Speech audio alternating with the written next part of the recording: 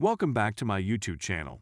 Make sure to like and subscribe to the channel for more interesting stories like these. Now, let's get into today's story video. I, 40 male, want to contact a friend I fell in love with, 34 female, now that I am divorced. I just got divorced. My marriage had been finished for a long time before it ended, but we continued trying to make it work between us. I met Ellie at the moment, 34 female. Ellie was lovely, friendly, sympathetic, and astute.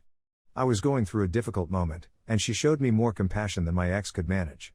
When I realized I was in love with Ellie, I told her I needed some time apart. Ellie was disappointed since she acknowledged she was in love with me, but she understood. We had a 6-month break in communication. My ex-wife and I ultimately called it quits a few months ago. I keep thinking about calling Ellie and asking whether we may resume our conversation. We have a few common acquaintances, and I'm quite sure she's still single. I've been thinking about her every day since we parted ways. Is it selfish of me to tear open this wound? I keep thinking about it, but I don't want to cause her any more pain. Update: this did not get much attention, but I wanted to provide an update since a few people suggested going for it.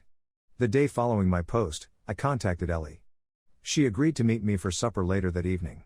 She looked as stunning as ever, and our chat began light and nice, but she ultimately wanted to speak with me about my absence of my marriage from our talks.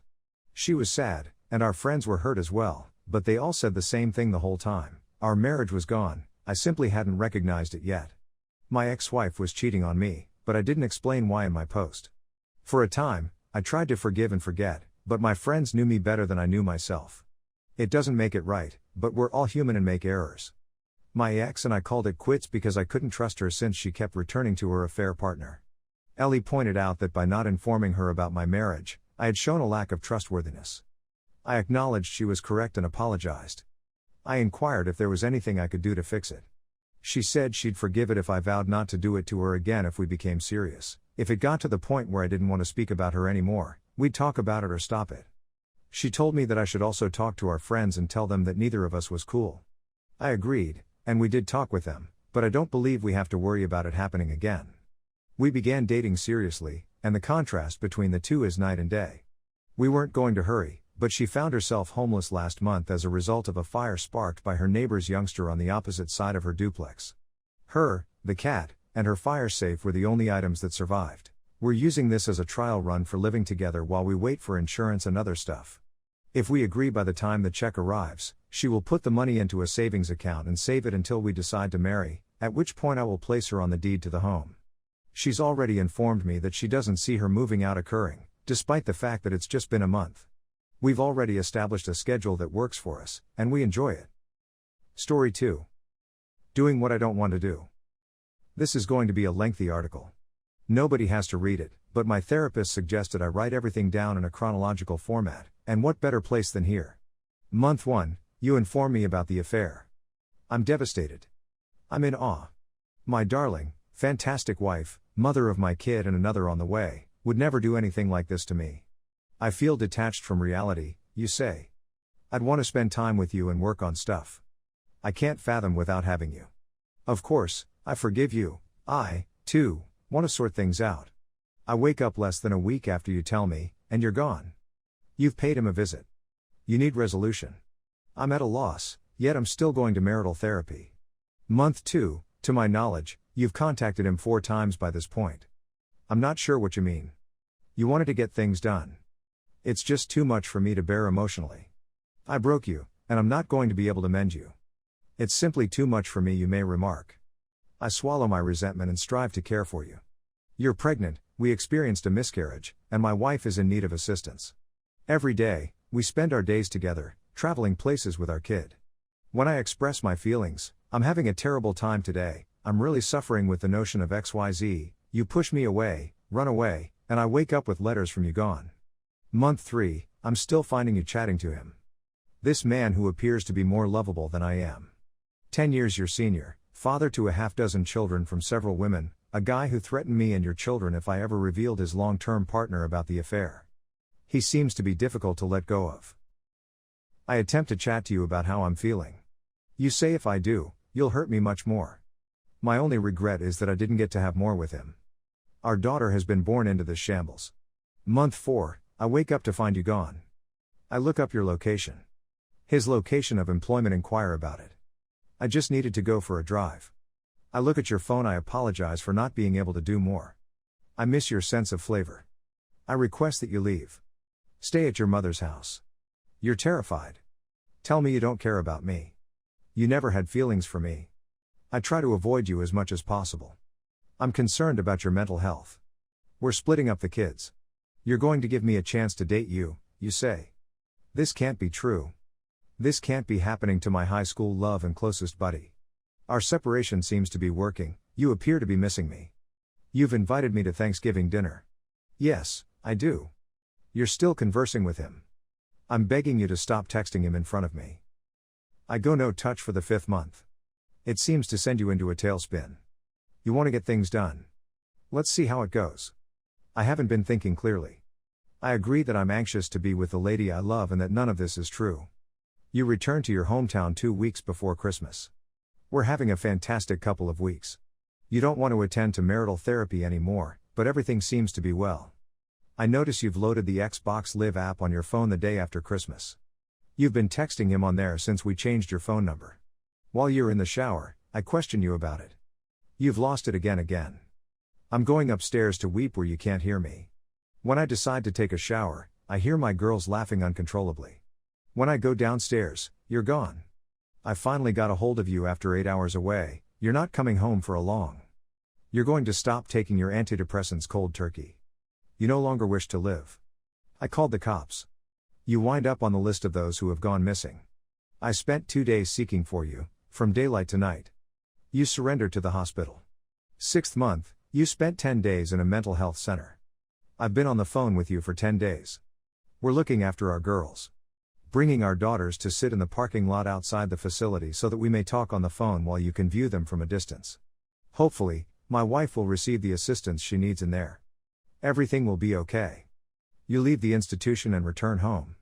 You've formed a slew of toxic connections at the facility, and you're messaging and contacting folks you met there throughout the day, but I let it go. You've been gone for 2 weeks, and when I get home from work, it's long after you've gone to bed, and I discover your phone with the Xbox app open, a discussion between you and him again. You're missing him. You have garments that smell like him but have gradually lost their aroma, which makes you unhappy. I'm completely numb. I request that you depart once again. Month 7, the second separation. I'd want to work on it, but if you ever speak to him again, this is done, I say. Allow the separation to begin. You're at his job less than a week into your separation. It's the library. You're in the library with your new mental health facility buddy T. I called to inquire about the situation. You're freaked out by me, I'm not talking to him. How could you have made such a huge deal out of this? I just let it be. Because I called you crying, you came over on your birthday. I stated it was difficult and I didn't know if I could handle it any longer, I needed it to stop. You show up with divorce papers, informing me that you usually hurry things, attempting to get me to make a choice right immediately. I sob uncontrollably and ask, why are you doing this? I still don't think any of this is taking place. You make fun of me and threaten me, saying, if you don't stop weeping, I'm going to punch you in the face. I can't imagine what people would do to me if I said anything like that to you. But, as you put it, you're simply going through a hard patch. Month 8, to the best of my abilities, I've been taking care of myself. We're splitting apart the females. You receive half a week more than I do. It's difficult. I adore my girls and hate being away from them. We've been away for a month, almost 2 by the end of March, and you've not been talking to him because you want to focus on our marriage. I propose that we relocate to a new city on the other side of the metro area to get away from all the unpleasant memories and start again. You agree, so we look for a lovely small property to rent jointly. There's no way it's not yours, why would you even suspect that? Month 9, the big day has arrived. As we're driving, your brother casually says to me, she didn't stop talking to him. On her Xbox Live, I blocked him. He repeatedly asks her to leave him alone, but she continues to send him messages. I'm not feeling anything. Is he telling the truth? We've only been in our new start home for a week. Our daughter is ill, and we are up all night caring for her. I inquire as to the time. Please show me your phone. At 3 a.m., I received an Xbox Live notice. I don't care since this isn't real. I set my alarm for the morning, you notice me on my phone, and you grab it from me. I don't like you talking to people every time I make a mistake. I was just about to set an alarm. 2 more weeks have passed. I'm simply trying to stay away from you. You have days off. I work at night. This isn't the actual world. We're about to put the girls to bed. You seem to be getting ready to go out. Are you going somewhere tonight? I need to leave the home. You state your case. Because you stormed out, I suppose I made the wrong face. I come across you in the restroom and inquire whether you're all right. You tell me you're imprisoned, and I tell you I understand. I describe how it feels bad to be cheated on and then have to take care of you, without being able to express my own pain or feelings, and being punished every time I feel anything. You lunge from the restroom and started punching me repeatedly. I trip and fall on the bed. You turn out the lights and continue to strike me. I phone the cops. You are imprisoned. Your family has contacted me. What did you do, you fucking idiot? What did you say to her that prompted her to strike you? Now, who is this genius? It's your fault she's in prison. I can't stop crying. I eventually lay it all out and roar back. Of course, my mother-in-law never mentions all the horrible things she said to me, she just tells everyone that I shouted at her. My wife has been released from prison. Next month's trial is scheduled. I continue to feel you have a mental health issue. That's the only way the last year makes sense in comparison to the previous decade. I discovered her sobbing in the closet. I inquired as to what was wrong. You never apologized for calling the cops on me. I'm astounded. She doesn't give a about me. She's cheated on me, verbally and emotionally tortured me for over a year, and now she's physically attacked me, and she's sobbing not because she can't believe what she's done to me, but because I haven't apologized for putting her in prison. I spoke with an attorney about a month ago. They want me to seize all you own and force you to pay me alimony and child support. I don't want any of it, all I want is for this to be finished. I adore my wife, or at least who I believed she was. I want to do all I can to provide for my 2 little daughters. But I can't keep putting up with this. She doesn't give a damn about me. She's told me 1,000 times that she doesn't love me. She no longer bothers to pretend to say it. I'm a large tattooed guy who's being annihilated by a little chick. My wife, my family, you know that's everything I've ever wanted in life, yet you hold it hostage over me. I don't want a divorce, but you've never apologized, never stopped cheating, gaslighted, blame shifted, and never once shown genuine concern. Please help me. I'm stuck in hell. Edit, I've just had the post up for 5 minutes and I'm already being downvoted to hell. I'm sure you all think I'm a coward. You're probably correct. It's difficult to believe that the lady you've been in love with for a decade is a monster. Please be patient with me. I didn't expect to receive trash on a support group forum for being candid about being ripped apart by someone you want to trust. Edit 2, I've read as many of the responses as I can. I'll attempt to respond to as many of you as possible, and I appreciate the private messages of encouragement as well. I got down with her last night and looked through the divorce paperwork and began filling them out. I'm sticking to it, and if she won't do it peacefully, which I'm sure she won't, I'll continue work on the lawyer. Many people will tell you to simply go to the lawyer right now.